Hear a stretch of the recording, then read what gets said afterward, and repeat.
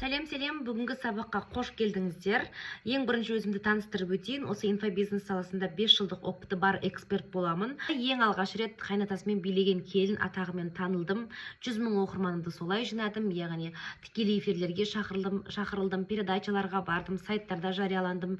Бірақ какой-то момент ойландым, менің миссиям осы өмірде де, ақыреттегі өмірде де маған азық болатындай қандай іспен айналысамын деген, блог арқылы мен адамға қалай пайдалы бола аламын деген сұрақты өзіме қойғаннан кейін осы SMM саласына келіп, қаншама бизнес иелерінің парақшасын жүргізіп, дамытып, клиентін көбейтіп, солай өзім рилсті оқыдым, личный брендті оқып, сатуды оқып, продажаны үйреніп, общий инфобизнес саласына үлкен масштабқа кіріп отырмын. Және де бұл жерге келгеніме өкінбеймін. Осы жерде отырып, мен өзімнің квартирамды алып, қазіргі таңда үлкен жер үй тұрғызудамын. Алғысым шексіз. Басқаларыңызға да айтарым, рилсті бастадыңыздар ма, тоқтамаңыздар. Инстаграм тұрақтылықты жақсы көреді. Яғни бұл саланы осознанно менің жұмысым деп қабылдасаңыздар, сіздерде өте мүмкіндік көп. Чем офлайн бизнестен гөрі онлайн бизнесте сіз өзіңіздің бүкіл хотелкаларыңызды, армандарыңызды орындай аласыздар. Шаңызға сәттілік. Жалпы адамдар видео түсіру деген кезде мобилографияны оқып алайын ба деген ой кетеді.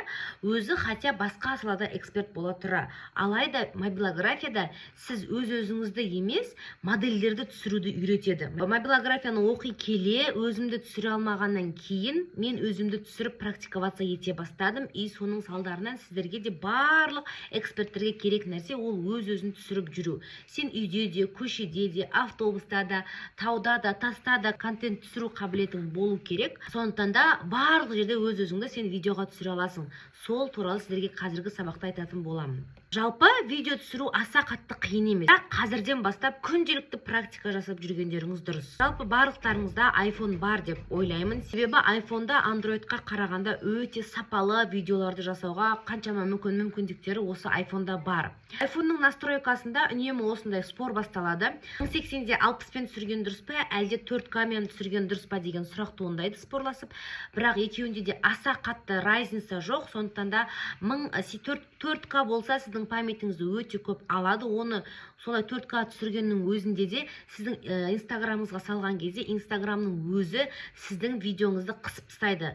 1080-де 60 деген кадрды алсаңыздар да өкінбейсіздер. Енді екеуімен түсіріп көріп өздеріңіз де байқап көріңіздер. Көрсетіп тұрғандағыдай, рилсті салған кезде высококачественные деген настройканы таңдаймыз. Сол арқылы сіздің видеоңыз сапалы болып жүреді настройкасында. Оның барлығы осы жерде көрсетілген.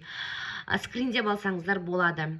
Тағы да видеоның качественный, сапалы, әдемі, өтімді болуы ол біздің монтажға да байланысты. Монтаждаған кезде міндетті түрде резкості көп адамдар 30-дан асырма, 50-ден асырма дейді. Мен бірден 90-100-ге дейін апарғанды жөн көремін. Өйткені өте күшті сапалы видеолар шығады. Содан соң әрине фильтрларды қосамыз, түстерімізді анық ретінде оның барлығын басқа да сабақтарда көрсететін болам. Қазір қысқа нұсқа сіздерге айтып отырмын.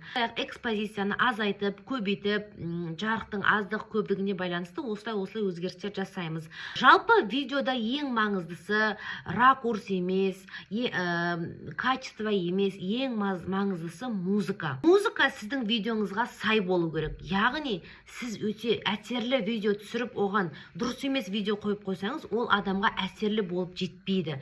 Сондықтан да сіз қандай да бір видео түсірсеңіз, әсерлі болып шығуы үшін әсерлі музыканы видеоға сай етіп, музыканы таңдай білгендеріңіз дұрыс. Музыканы қайдан аламыз деген сұраққа, музыканың алу жолы өте көп. Оны YouTube-тан аласыздар, Telegram-нан аласыздар, Instagram-нан аласыздар, TikTok-тан аласыздар.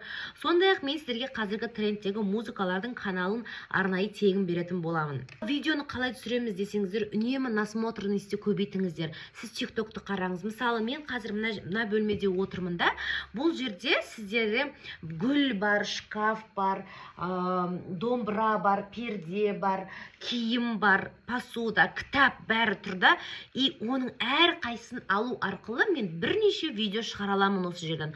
Сондықтан да сіз насмотритесь, бір жерге келген кезіңізде жан-жағымда не бар деп қарап, әр қайсысын какой-то секундтарын қырқып алу арқылы өте әдемі атмосферный видео шығара аласыздар. Сондай-ақ оны алыстан, жақыннан, орташа ракурстан деген секілді әртүрлі ракурста сіздер видео жасап түсіре аласыздар. Каждый движение, например, мен осы видеоны түсіретін кезде осы жерге отырдым, столды қойдым, гүлді әдеміледім, мына жақта бір кішкене не көрініп тұрсын деп мына бір қурап қалған гүлді қойып қойдым деген сияқты. Вот осының барлығы сіздің видеоңызға бір қандай да болсын элементтер болып көрінеді. Ал енді алдағы уақытта тағы да басқа сабақтарды салып отыратын боламын.